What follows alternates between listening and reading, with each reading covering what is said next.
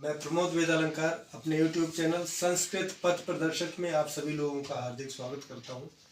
जैसा कि आप सभी लोग जानते हैं कि मैं अपने इस YouTube चैनल संस्कृत पथ प्रदर्शक के माध्यम से आप सभी लोगों को संस्कृत विषय से आधारित परीक्षाओं की तैयारी कराता हूं। और मैं इस बार आया हूं आपको UGC नेट संस्कृत विषय को लेकर के जो परीक्षा होने जा रही है उसकी तैयारी कराने के लिए। बहुत से विद्यार्थी अपने मन में सोचते हैं कि जब पाठ्यक्रम चेंज हुआ तो अब बहुत कठिन हो गया है और इससे पूर्व जो परीक्षा आयोजित की जाती थी ऐसा उनका मानना है कि वो परीक्षा इससे सरल होती थी। मैं आपको बताना चाहता हूं कि इससे पहले जो परीक्षा होती थी उसमें 3 प्रश्न पत्र हुआ करते थे। प्रथम प्रश्न पत्र, द्वितीय प्रश्न पत्र और तृतीय प्रश्न पत्र। प्रथम प्रश्न पत्र तो सभी विषयों के लिए, चाहे वो इंग्लिश हो, हिंदी हो, संस्कृत हो, राजनीति शास्त्र हो या अन्य जो भी विज्ञान के विषय हो, जो भी विषय हो वो सारे विषयों के लिए प्रथम प्रश्न पत्र कॉमन हुआ करता था। द्वितीय प्रश्न पत्र जो विषय होता था, विषय के आधार पर बहुविकल्पात्मक प्रश्न पत्र बनाया जाता था। और तृतीय प्रश्न पत्र था वो प्रश्न पत्र निबंधात्मक प्रश्न पत्र हुआ करता था।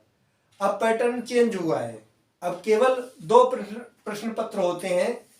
प्रथम प्रश्न पत्र होता है, इसमें 50 प्रश्न होते हैं। द्वितीय प्रश्न पत्र होता है, इसमें 100 प्रश्न होते हैं। प्रथम प्रश्न पत्र और द्वितीय प्रश्न पत्र दोनों में प्रत्येक प्रश्न का अंक समान होता है, 2 अंक का एक प्रश्न होता है।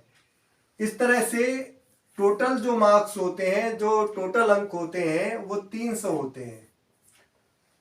और जो परीक्षा उत्तीर्ण करते हैं वो दोनों प्रश्न पत्रों के जो अंक हैं इसकी मेरिट के आधार पर इस परीक्षा को उत्तीर्ण करते हैं।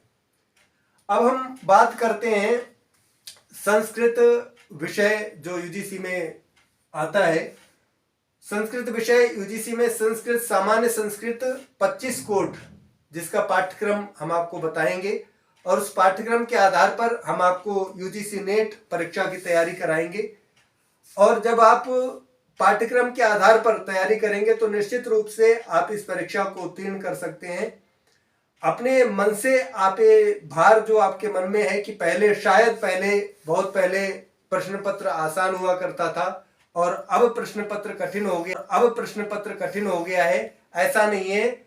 मेरा मानना है कि अब प्रश्न पत्र जो आप देंगे वो आपके लिए सरल होगा। और इस प्रश्न में जो प्रश्न पत्र आएंगे, इन प्रश्नों में बहुविकल्पात्मक प्रश्न होते हैं।